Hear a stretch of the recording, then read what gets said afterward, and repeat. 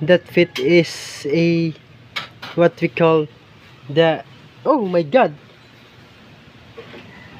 where's the Tataro?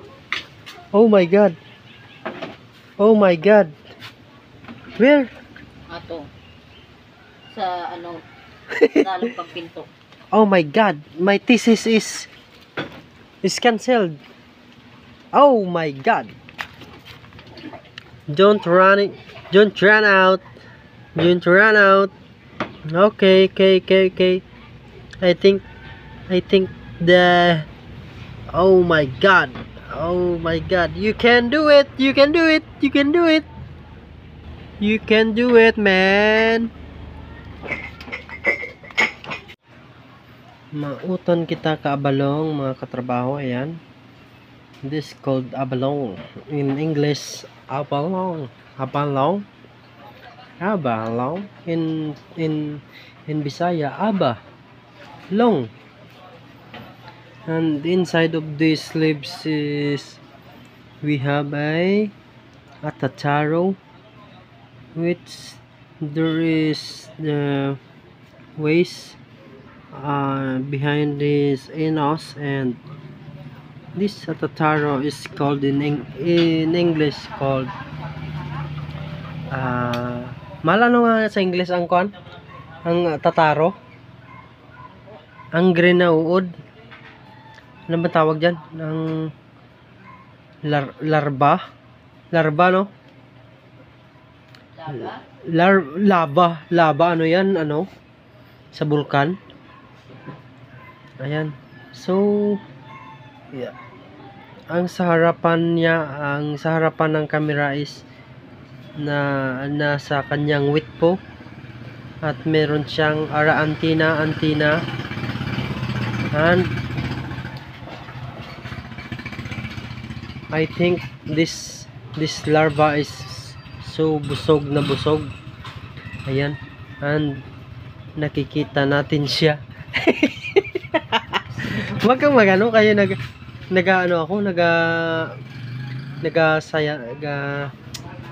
tawag dyan, ano ganit sa ano, thesis, hindi man thesis,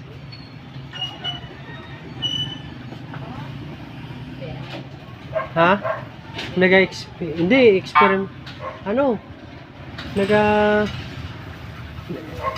study ba sa ano, hindi man experiment, anong tawag dyan, himo sang thesis, di ba pag may thesis may conclusion, ano ba yun tawag dyan, bahay mabulay kung ano, ay napalayo na kita sa aton nga ginadiscuss. Samtang nagapalayo kita sa discuss, ang tataro man is naga-crawl palayo man sa akon nga kamot. And this tataro, so malipat kita dito sa medyo maliwanag na pwesto. Ayan. So upon this video ay ayan na yung abalong, niluluto na ng aking partner in crime. So gusto mo, mahal, ihalo natin dyan. Ihalo na. Yan. Gusto niya talaga, mahal, madubo. Aray. Mahulog ka dyan. You know? Mahulog yan dyan. Ayan, gusto niya madubo. Punta ka, mahulog yan dyan. So ayaw niya ilakot namin sa abalong, sa adobo. This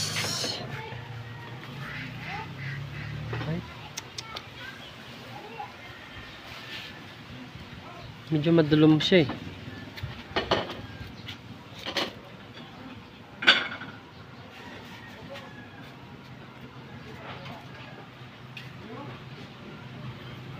This atataro is found in these leaves, and also when you see this kind of animal, or this kind of insects, is it has a feet. It has a paa. Yan. So when you see, yan.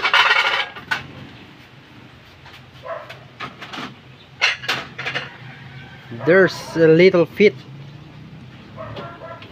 above his body. Ayan, nakikita natin. But when you look at very zoom, ayan, when you look at very zoom in, there's a black part of his feet.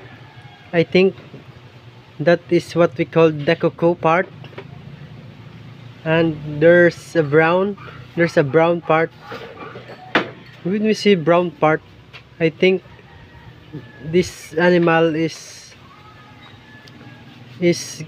coming from the manicuristas, or they put spa, and behind that color brown, there is a color green, which is bigger than the front part of his feet, and I think this feet behind the color brown, that feet is a what we call the, oh my god, where's the Tataro? Oh my god, where? Ato. Sa dalong pagpinto. Oh my god, my thesis is cancelled. Oh my god. Don't run out. Okay. I think the, oh my god, you can do it, man.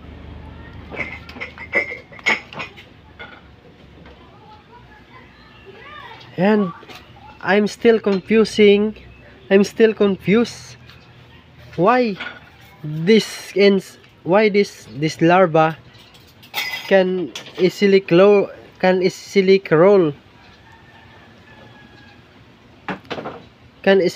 crawling up.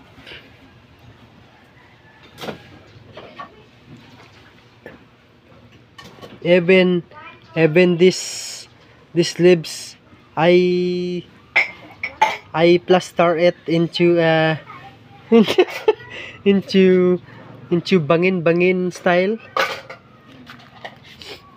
Yan, into bangin style. And while I watching, oh my god, while I watching, I found this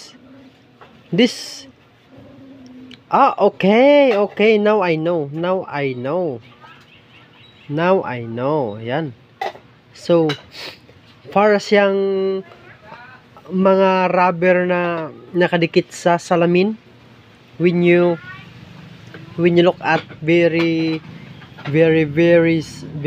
zoom, very carefully, I think para siyang nagbabacuum sa dahon.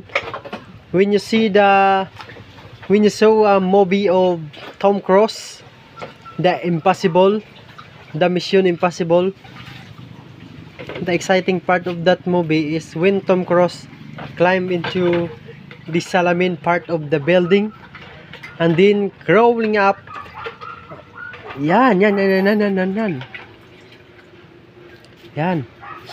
When you see Tom Cruise crawling up into the building, and you will see him wearing the rubber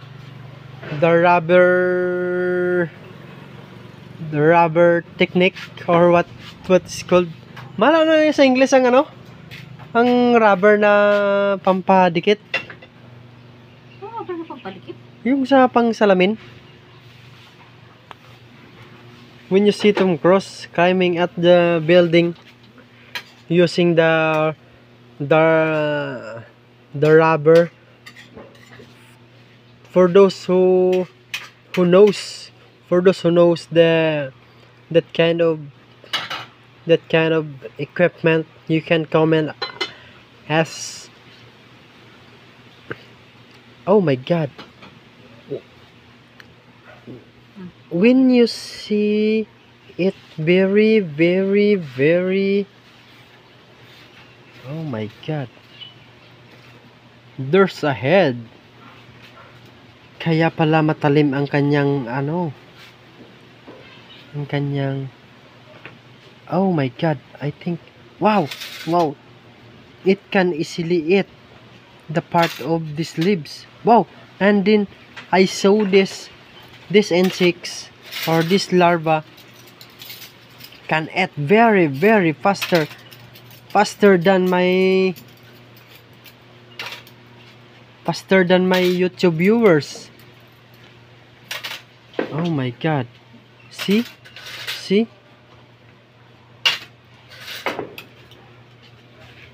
When we say lately, after eating, we saw the small hole, but now it's too big.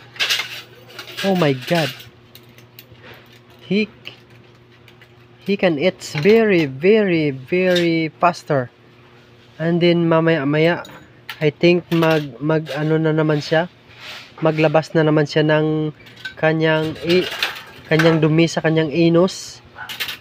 Okay. When he done to eating, I think meron na siyang tinatawag na mamusunin after the kainin, the dahunin. Oh my god, yan ang sinasabi ko. Oh my god. So now I therefore conclude, when this Atataro eating, maya meron na siyang tinatawag na pamusunin. Oh my god. And exactly I done the experiment. This kind of experiment is already close. And I already saw this larva can easily eating these leaves, can easily eat these leaves. And now I saw,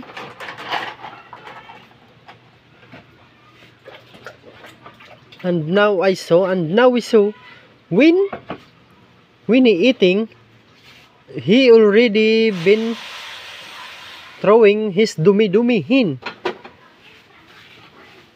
Diba? Oh my god. That is why we love the nature, the nature spring. And I saw this Atataro can easily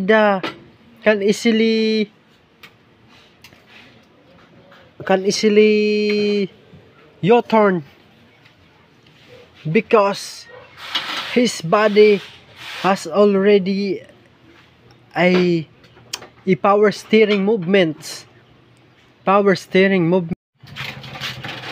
But now I'm sorry to all the viewers, but I need to pakawalan ko na itong Atataro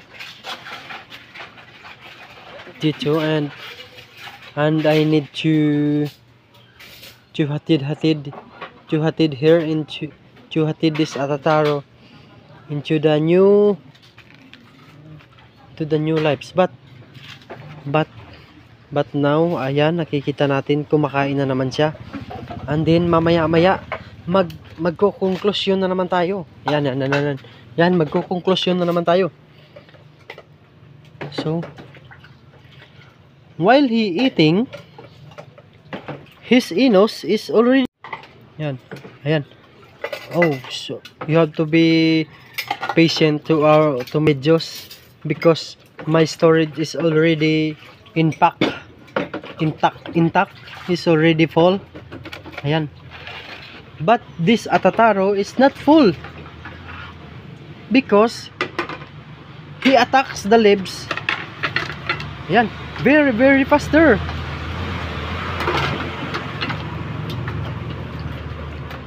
I wanna say sorry to my teacher in high school. I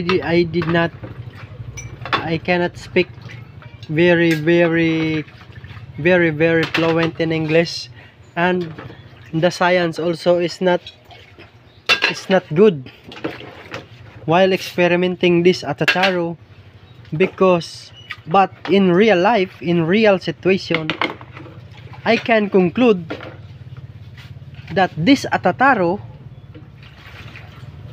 eating the dahon of abalong, and then later on, after the few seconds, I think mamuson siya.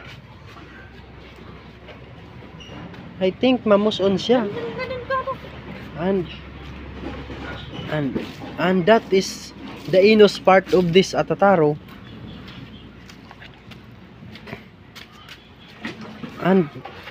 And I think he can easily decompose the leaves in a few minutes. Oh my god. But I don't know. I think a few minutes or a few seconds or a few hours. I don't know. But you can comment in my videos in the comment section. Ayan. So, I saw na naman na umaatake na naman siya. Ayan. Kumakain na naman siya. Oh my god. I have a visitor. Thank you, good be. Ay, thank you, be. Ay. Awit lang, be. Hinugan. Mal, ano na lang one pinggan yan, baby. And this Atataro attacks my hands. Oh my god, ayan. We saw Atataro eating the dahoning of abaling. Baliw na yan. Hayaan mo na yan. But he is too much faster than my expectation. Hala, Atataro. Yes, Atataro. Baliw Oh yan, my be. god, Hayaan mo lang yan. I disturbed the eating of the Atataro. Hinalin to dagon. I saw Atataro crawling inside these leaves while I'll preparing the ulam. I surprised when I saw this Atataro crawling inside these leaves. Oh my god. And Ang ginuluto ko sa mayra. Adobo. and I realized Adobong. and I'm confused Adobong abalong. how this Atataro can live in these leaves. How they eating and di pamusunin. Oh my god. That is why I start the thesis and I therefore conclude that when Atataro while eating, mamaya-maya di kan pamusunin and drop the taihin in Tinanok na ba yung saging? Oo. Nami? Hilaw. Just- Tanukin sa amo. just like now. Just like now. Oh, sige. Thank you, good sa saging. Just like now, I saw inside the we saw the Atataro inside the leaves, and then we observe what he can do. Oh my god, he already been turning again, and then may balak na naman siyang kumain. Oh my god, ayan. So I think kakain na naman siya. The larva attacks the leaves very faster. That is why we saw the leaves of the abalongs sometimes in the rice field or in the other field when Atataro attacks. One night stand. After tomorrow, the today after tomorrow, the abalong is already been kalbo. That is why I know that Atataro can eat very very faster. Oh my god. Ayan. So nakikita natin the Atataro attacks very very faster live in this video. Ayan.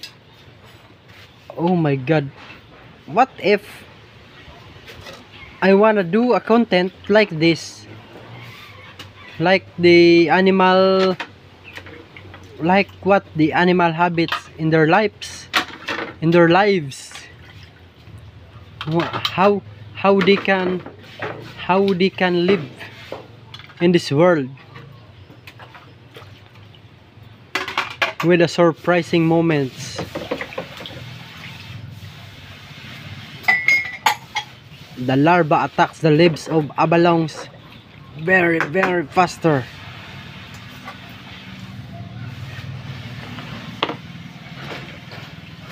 That is why the larva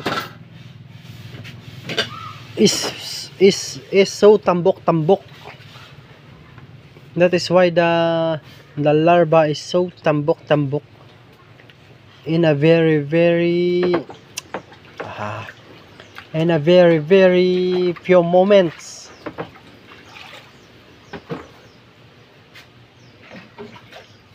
To my teacher, you have to accept my apologies, my apology. You have to accept my apology because my English is not so good, because you know we are here in the Philippines and we are not in English speaking.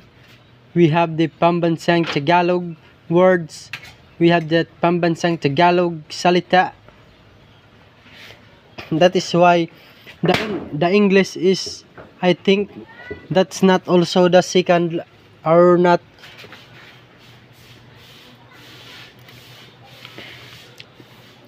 langgaw. Butangan ko na. And I think the English is not also the second language. I think just like me, my first language is Ilonggo or the Hiligaynon, which is Hiligaynon is also the hilig to salita. And this place, like us, the Hiligaynon, and also the Ilonggo is one of the most favorite salita in the Philippines, like the Tagalog. And I think the Tagalog is my second language, and my third language is Bisaya also, and my fourth language is what we call, just like I'm saying now, is my English. And wow, sandali niya lang kinain ang kanyang pagkain. Sobrang bilis niya. Ganyan pala kasinop ang Atataro. Ganito pala kabilis kumain ang Atataro. Ayan.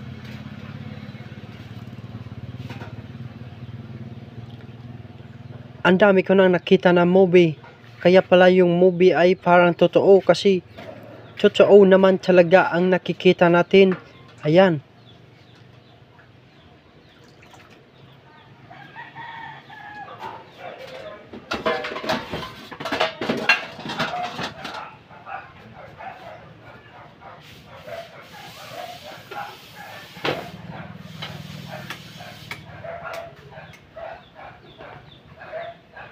Oh my God. Sobrang bilis niya talaga kumain. Man.